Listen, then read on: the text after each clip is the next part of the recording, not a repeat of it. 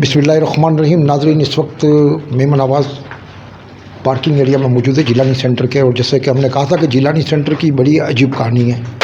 2004 में जब यहाँ की कमेटी का जो चार्ज बिल्डर ने छोड़ा तो इसको रजिस्टर्ड हमने करवाया। इसके बाद मुख्तलिफ़ हाथों पे ये चलती रही, मुख्तलिफ़ अदवार से गुज़री, लेकिन अगर किसी का फ़ायदा हुआ तो किसका हुआ। बहरहाल जो उन्होंने इन्वेस्टमेंट की थी वो तो टोटल डूबते हुए नज़र आए, जिसमें राकिम खुद भी शामिल है। बहरहाल 10 अगस्त को जब मार्केट ओपन हुई, जब लॉकडाउन के बाद, तो ये देखा तो मेमन आवाज़ के ऑफिस का लाइट जो है बंद था। तो हमने समझा शायद हस्बे दस्तूर कमेटी वालों ने मेंटेनेंस ना देने पर क्योंकि ये बंद कर दिया होगा। लेकिन मामला ये था कि के इलेक्ट्रिक के जो हमारे जो करम फरमा थे वो आए थे मीटर की शिफ्टिंग के लिए, बिल्डिंग के मीटर को अलग करने के लिए। तो जिसमें हमारा मीटर भी जो था वो भी यहाँ से उधर शिफ्ट हो गया। और आज 30 अगस्त को ये कार्रवाई हो रही है कि ये के इलेक्ट्रिक का जो मेहरबान आए हुए हैं, इनके हम शुक्रगुजार हैं कि 30 अगस्त तक ये हमारे ये मीटर लग रहा है। तो अब सवाल ये मेरे पैदा होता है कि ये जो 20-22 दिन हमने सफ़र किया उसका आखिर ज़िम्मेदार कौन है, पहली बात। दूसरी बात ये कि ये मीटरों का जहाँ तक मामला आते हैं उनकी एक कमेटी की कस्टडी में चलते हैं। कमेटी वाले अगर किसी का 2-4 महीने का मेंटेनेंस अगर नहीं होता तो उसकी लाइट डिस्कनेक्ट कर देते हैं। बीच में इन्होंने ये जो वायरिंग जो की, इनके भी 2500 रुपये लोगों से वसूल किए और जिन्होंने नहीं दिए उसकी लाइटें ऑफ कर दी गई। तो कंट्रोल जब उनका है तो ये मीटर यहाँ से गायब अगर होता है या मीटर किसी और जगह से गलती से चला जाता है तो जो सारिफ जो सफ़र करता है, सारिफ को जो नुकसान होता है, हमारा सवाल ये है कि इसकी ज़िम्मेदारी किसकी है।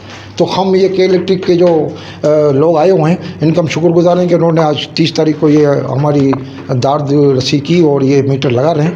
तो हमने जैसे 10 तारीख को प्रोग्राम शुरू किया था और आपको बताया था कि हम इस पर अलग एक बनाएंगे जिलानी सेंटर के शब व रोज़ किस तरह के गुज़र रहे हैं, या जिलानी के जो मामला हैं कि 2004 के बाद यहाँ किस ने बेहती गंगा में हाथ धोए। क्योंकि मुझे याद पड़ता है कि जब 2017-19 में हमारी कमेटी थी तो शॉर्टफॉल हो गया था 15 लाख का, जो रिकवरी 6 लाख रुपए की हुई थी। तो बाद में ये मामला मेरे हाथ में आ गए तो मैंने एक रुपये का हिसाब जब दिया और 5 रुपये का सिक्का भी मैंने इनके हिसाब में रखा।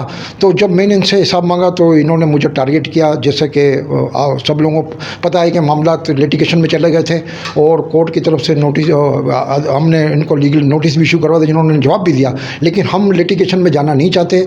हम ये मुकदमा जिलानी के दुकानदारों को आगे रखते हैं कि अगर इस किस्म के वाक़यात होते हैं तो उसकी जिम्मेदारी किस पे होती है। 20-22 दिन के बाद या किसी को जानबूझकर टारगेट किया जाता है क्योंकि मेंटेनेंस ना देने पर, या कोई भी मामला होते हैं कि यहाँ लेन जो लगाई जाती है या जो तार जो बदले जाते हैं तो उस पर आप लोगों से जो पैसों की डिमांड करते हैं तो उनका हिसाब किताब क्या होता है, कैसे होता है, वो आज तक समझ में नहीं आया। हमारे दौर में हमने हर महीने उसका लगाया हिसाब कि हर मंथ लगाते थे, लेकिन उसको फाड़ दिया जाता था। लेकिन अब कोई इनसे हिसाब पूछता है तो ये उसको टारगेट करते हैं। तो ये फैसला अब जिलानी वालों को करना है कि क्या सही है क्या गलत है। हम इंशाल्लाह जो हक बात होगी उस पर डटे भी रहेंगे और उस पर कायम भी रहेंगे। अल्लाह हाफ़िज़।